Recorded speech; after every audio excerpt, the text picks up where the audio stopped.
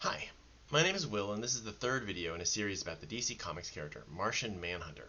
This will cover the character's appearances as a member of the Justice League of America during the Silver Age of comics. This covers a period of time from 1960 to 1968. So in 1960, while Martian Manhunter was transitioning to being more superhero than detective, Julius Schwartz was planning to revitalize the Justice Society of America, a team of superheroes from the 40s. Gardner Fox, who was responsible for the original Justice Society of America, was given the job of creating a new version, the Justice League of America. DC tested this idea in Brave and the Bold, their medieval adventure book that had turned into a book to experiment in. In issues 28 through 30, they had 3 Justice League adventures. This experiment was a success, and they launched the Justice League of America comic. The heroes involved were Wonder Woman and Flash, who both headlined their own comics, Aquaman and Green Lantern, who were appearing in other comics and would both soon have their own comics, Batman and Superman, who were both very popular and not only had their own comics but showed up in other comics as well. And then there was the Martian Manhunter, who was appearing in Detective Comics but didn't get his own comic, at least not in this time period. Note that Superman and Batman were surprisingly not featured very much. They were both members, but they were often on other cases and were not used heavily.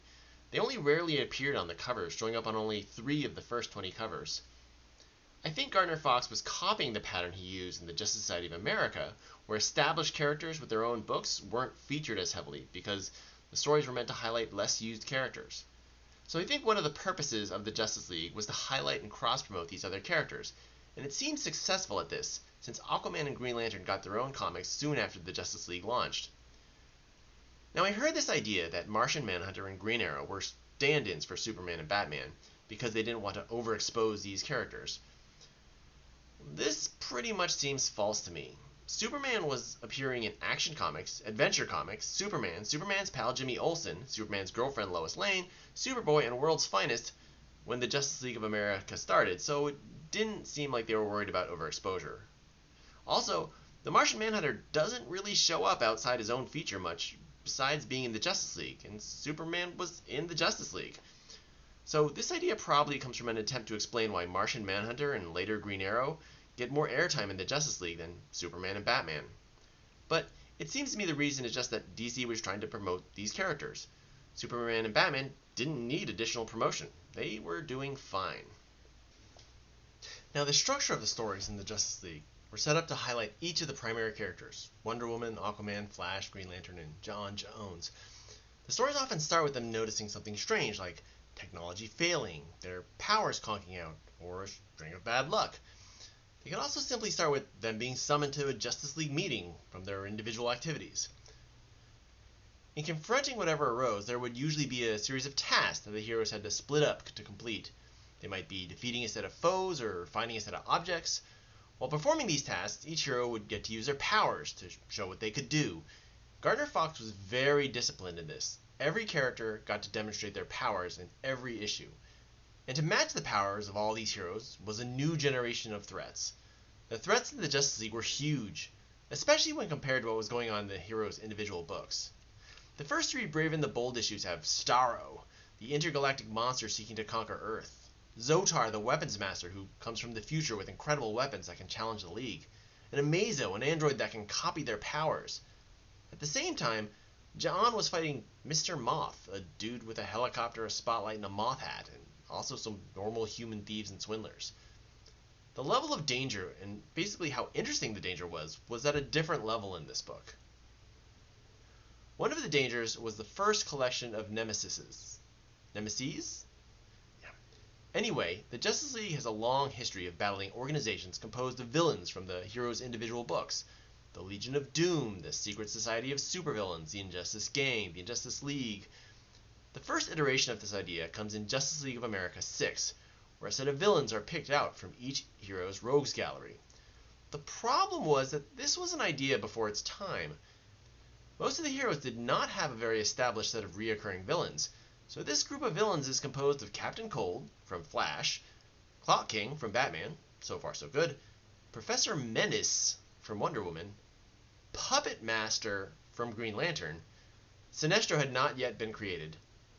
Electric Man from Aquaman, since Black Manta hadn't been created yet, and from Martian Manhunter, Monty Moran, the getaway mastermind. Yes, Monty Moran is set up as the Martian Manhunter villain. Arnold Hugo, John's actual reoccurring foe, didn't exist yet, nor was he that memorable. But, like most of the villains in this team, this villain team is a single-issue thing. The villain per hero concept comes up again in Justice League of America 61, where Dr. Destiny assembles a collection of villains. In this collection, Dr. Light, who had previously been a foe of the entire League, is presented as a match for the Martian Manhunter, since he doesn't really have a great reoccurring foe. But again, this collection of villains does not stick beyond this single issue. And stories being a single issue was the standard. These books are like the rest of the comics at the time. They're all self-contained adventures. So each comic has to set up the entire threat and then have a resolution where every character gets to use their powers. So the books were dense and there wasn't much room in terms of characterization or for the development of relationships between characters. That means the founding members all come off as fairly, forgive the phrase, two-dimensional generic good guys who feel more like a collection of powers than fully fleshed out people. In terms of how they relate to each other, well, they all get along great. They are a perfect team with no conflicts because there isn't any room for that in the story. And what is interesting is that in many ways this representation echoes through the comics for over half a century. But more on that later. Now, the Justice League was done by Gardner Fox, whose editor was Julius Schwartz. So this was a completely different set of people than the people who normally wrote Martian Manhunter stories, so you get a slightly different set of powers. For the most part, they are close with some small differences. He has the basic green Superman powers, strength, flight, and so on, but Justice League John does not have the ability to copy powers of who he changes into. In fact, in the Justice League, he rarely uses his shape-changing powers at all. Instead, he mainly uses his super breath and his Martian vision. Those are his go-to powers in the Justice League. In Justice League, his breath can both pull things and push things out and generate enormous force. Like he uses his breath to hold water in a collapsed dam. He can also freeze standing water. So when Gardner Fox is highlighting the Martian Manhunter's powers, this is the one that is frequently highlighted.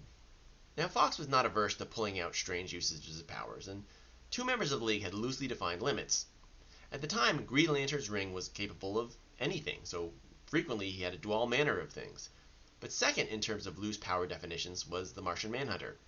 Specifically, Fox had Martian vision do all sorts of things. It could freeze rain, close time portals, see a map that someone else had looked at in the past.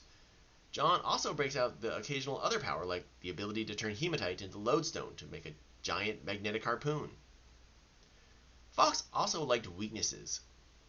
Green Lantern and John Jones may have had vaguely defined powers, but they had very specific weaknesses to the color yellow and fire.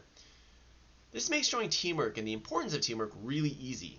For example, in Justice League 20, John and Green Lantern must defeat a yellow fire-breathing dragon. Green Lantern can't hurt it because it's yellow, while John is instantly defeated by flames. So Green Lantern turns the flames to water, and then, with the flames gone, John is able to defeat the dragon. Another way this teamwork shows up is in escapes. While in his own comic very few things are equal in power to John, the Justice League has a different level of menace, and the League will often get captured. John is quite easy to contain because of his vulnerability to fire, but if other people can help him out by getting rid of the fire, he will be able to help them out in some way.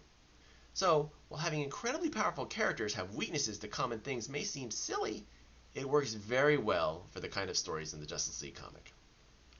Okay, one other thing I wanted to mention was naming. Now, the feature that John appeared in was called John Jones, with the tagline Manhunter from Mars, so in the Justice League comic he is usually just called John Jones, while the others are called by their superhero names, Wonder Woman, Green Lantern, and so on. Now, most of the other characters have their own kind of tagline names, like the Flash is called the Scarlet Speedster, while Wonder Woman is referred to as the Amazing Amazon, and Green Lantern is called the Emerald Gladiator. So John Jones is often referred to as the Martian Manhunter in the comic, but as a tagline, and he is mainly called John Jones. This ends up being a little weird because his secret identity is John Jones, the detective. Now, in the books, the heroes don't really know each other's secret identities, and when they do learn them, Superman drugs them to make them forget. But eventually, they clear up this inconsistency and stop calling him John Jones and switch over to calling him Martian Manhunter. Alright, I want to talk a little bit about Superman, because the Martian Manhunter is very frequently compared to Superman, and in many ways they are similar. One chief similarity is the fact that they are both aliens. Power-wise, they both have super strength, they can both fly, they both have enhanced senses, both hearing and vision. They are both hard to hurt, but Superman is actually much harder to hurt or affect. The comics basically state that he can only be affected by kryptonite or magic. Ja'an has a weakness to fire, and he can basically be defeated by fire, but other things can affect him, so he doesn't quite have the same level of invulnerability that Superman has. The two do seem equal in terms of sensory powers, but in terms of strength and speed, Superman seems faster, stronger, and tougher. For example, when the Justice League travels through time, it is Superman carrying them in a capsule, not the Martian Manhunter. So the Justice League was a great success, and a great way to cross-promote characters, so they expanded the cast quite a bit, with Green Arrow joining in issue 4, Atom in 14, and Hawkman in 31. They also started to use Superman and Batman more and more. This is great for those characters, but it isn't for Ja'an. Given the larger cast, each character gets less attention. Ja'an also suffers from the whole green Superman problem. If the stories are largely about your powers, and you have the same powers as another character, you have a problem, especially if that character is more popular than you. Gardner Fox wasn't shy about pointing out this duplication in the comic. Eventually, Gardner Fox breaks the pattern of including every character and giving each character a spotlight in issue 25, where he does a story with a subset of the League. So past issue 24, Martian Manhunter doesn't even show up in half the comics, and when he doesn't do a lot. When Jack Miller and Joe Certa end their Martian Manhunter run in House of Mystery, Gardner Fox no longer needs to promote Ja'an, but he still has many characters he is working to cross-promote. So Ja'an is immediately dropped out of the Justice League with no in-comic explanation. He just stops appearing in the book. And while Ja'an does get a story writing him out of the League, it would not be on Fox's watch, and I will talk more about that in a later video. So while Ja'an is the first Justice Leaguer to be dropped out of the book, he was a founding member. And this founding member mystique would cause him to be used and revisited by later writers. In some ways, he would even become more associated with the League than any other founding member. But that is a topic for another video.